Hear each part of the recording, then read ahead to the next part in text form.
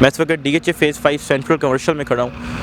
मैं अपनी अक्सर वीडियोस में बताता हूँ कि ये जो सेंट्रल कमर्शियल है DHA फेज़ 5 का, इतना बड़ा DHA पिंडी इस्लामाबाद के किसी भी फेज़ में कमर्शियल एरिया नहीं है। अगर आप मेरे पीछे देखें तो प्लाजाज जो हैं यहाँ पे खड़े हुए हैं, मतलब कुछ का ग्रे स्ट्रक्चर रेडी है, कोई ये वाला जो सामने है ये फिनिशिंग हो रही है। ये राइट साइड लेफ़्ट साइड पे सामने मेरे एक प्रोजेक्ट है जिस पे काम चल रहा है राइट नाउ। इसके सामने भी एक है जिसकी फिनिशिंग हो रही है। So the question is this कि in the light of recent changes जो गवर्नमेंट ऑफ पाकिस्तान की तरफ से आए हैं कि FBR ने प्रॉपर्टी वैल्यूएशन रेट्स इंक्रीज़ कर दिए हैं, तो क्या ये सारा कुछ ठप हो जाएगा? That's the question. Because real estate practitioners जो हैं they are a bit spooked कि भाई अब क्या होगा, क्योंकि रेट्स बढ़ गए हैं और इन सम केसेस रेट्स जो हैं वो बहुत ज़्यादा बढ़ गए हैं। DHA में भी 25% टू 110% ब्रैकेट है, जिस ब्रैकेट में रेट्स डिफरेंट सिटीज़ में FBR ने प्रॉपर्टी वैल्यूएशन के बढ़ा दिए हैं। और एक और डिवीज़न भी क्रिएट कर दी है इस दफ़ा। ऑन रोड प्रॉपर्टी वैल्यूएशन पर मरला रेट डिफरेंट है, of road property valuation rate पर मरला डिफरेंट है, जो पहले एक ही होती थी अब नहीं है। और उसके अलावा पहले अंडर 20 ग़ालिबन 14 या 15 सिटीज़ थी जहाँ पे वैल्यूएशन रेट से, बट अब 40 सिटीज़ में वैल्यूएशन रेट्स बढ़ चुके हैं, विच मीन्स कि एडवांस टैक्स अब जो आप पे करेंगे प्रॉपर्टी की ट्रांजैक्शन पे वो बढ़ गया जो आप पे कर रहे होंगे। तो पहली तो सजेशन कि फाइलर बन जाए, because if your filer you're paying 1%, if you're non filer you're paying 2%. So पहली बचत तो ये है कि फाइलर बन जाए। Now let's come to the important question कि what's going to happen. I believe कि this is not going to impact the industry or the sector in a negative way. There's absolutely no need to be spooked. Why? Because अगर आपने पहली हमारी video देखी होती, we did it yesterday, link must be shown to you right now, तो उसमें भी मेरी रीज़निंग ये थी और अभी भी है कि दुनिया जहान में रियल एस्टेट सेक्टर पाकिस्तान से बहुत ज़्यादा रेगुलेटेड है और पाकिस्तान से ज़्यादा टैक्स्ड भी है। तो वहाँ पे कोलैप्स हो नहीं गया real estate sector. So why do you think कि ये सारा जो पीछे काम चल रहा है ये क्या रुक जाएगा? कोई कुछ नहीं बनेगा, लोग यहाँ पे कमर्शियल प्लॉट्स भी नहीं लेंगे और काम भी नहीं करेंगे। क्यों जी? क्योंकि FBR रेट्स बढ़ गए हैं? I don't think so. Regulation और टैक्सेस जो हैं वो हर कंट्री में ग्रेजुअली बढ़ते हैं और पाकिस्तान में भी बढ़ गए हैं। फॉर अ वाइल थोड़ा सा आप एक्सपेक्ट कर सकते हैं कि फ्रिक्शन आ सकती है, but with the passage of time ये जो चेंज है ये नॉर्मल हो जाएगा। Everybody will get adjusted to it, even those who are going to do real estate transaction. What do you think? People will stop buying homes?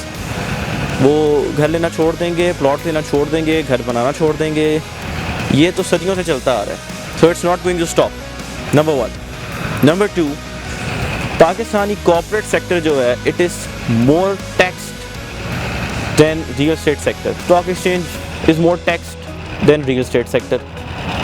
ठीक है, तो उनके गेन्स टैक्स ज़्यादा हैं जो वो टैक्स पे करते हैं। तो क्या हुआ? पाकिस्तान स्टॉक एक्सचेंज क्या कोलैप्स कर गई है? क्या लोगों ने शेयर्स बाय करना छोड़ दिए? स्टॉक एक्सचेंज भी खुली है, काम भी कर रही है, अप डाउन उसमें होता रहता है। सो नॉर्मल बिजनेस जिसको कहते हैं business as usual will continue, it's not going to stop. So is absolutely no need to be spooked. पहली बात। For the real estate practitioners जो डीलर्स हैं, एजेंट्स हैं, ब्रोकर्स हैं, my message to all of you guys is don't get scared. Things will get normal. लोग जो हैं वो इस चेंज के इन टाइम आदी हो जाएंगे। So there is absolutely no need to be worried. अगर मैं आपको इसकी एक और लॉजिक दूँ तो पाकिस्तान का real estate sector right now is more regulated than it was 20 years ago, 10 years ago, 15 years ago. तो इस सारे टाइम फ्रेम में क्या हो, कोई सोसाइटी नहीं बनी। DHA के इतने फेज़ बन गए with in this time frame. DHA 2 जो है हार्डली टुक 3 to 4 years और अब इतना डेवलप है, इतना ज़बरदस्त पॉश एरिया बन चुका हुआ है। तो रेगुलेशन जो है वो पिछले 10-20 साल में तो बढ़ गई है, तो फिर भी रियल एस्टेट सेक्टर चल रहा है। So let better sense prevail and not get spooked. परेशान होने की इसमें कोई बात नहीं है, because it's absolutely fine. Rates ने इवेंचुअली एक दिन बढ़ना ही था।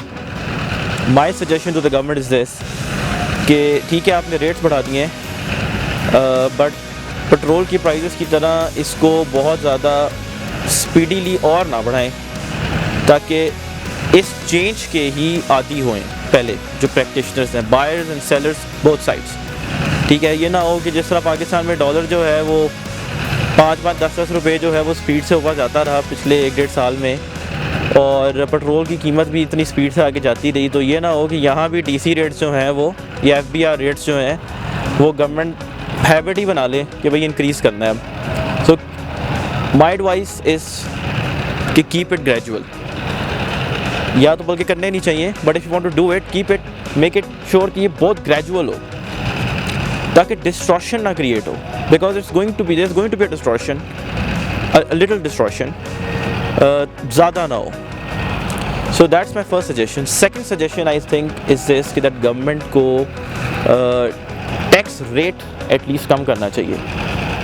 थोड़ा सा एम्बिशियस हो जाएगा शायद, बट आई वुड सजेस्ट कि जैसे 1% रखे फाइलर के लिए, make it 0.5 percentage point, half गिरा दें, ताकि किसी तरह सेक्टर को कुशन भी मिले और रेवेन्यूज़ भी गवर्नमेंट के लिए जनरेट हों, और गवर्नमेंट के लिए भी और हमारे जो रियल एस्टेट प्रैक्टिशनर्स हैं उनके लिए भी एक विन विन सिचुएशन क्रिएट हो जाए। So don't get spooked again, बार बार मैं ये कह रहा हूँ, it's absolutely normal, business will get on as usual. Anything DHA area अपनी एक वीडियोस में बताते हैं हम कि हम बेसिकली DHA पिंडी सांभर डील करते हैं। सो अच्छी जगह इन्वेस्टमेंट करें, आपको कोई नुकसान नहीं होगा in the long run. Contact us, number is being shown on the screen, उससे कॉन्टैक्ट करें। We will give you best investment advice in DHA Rawalpindi, Islamabad. Do subscribe to our channel. Thank you.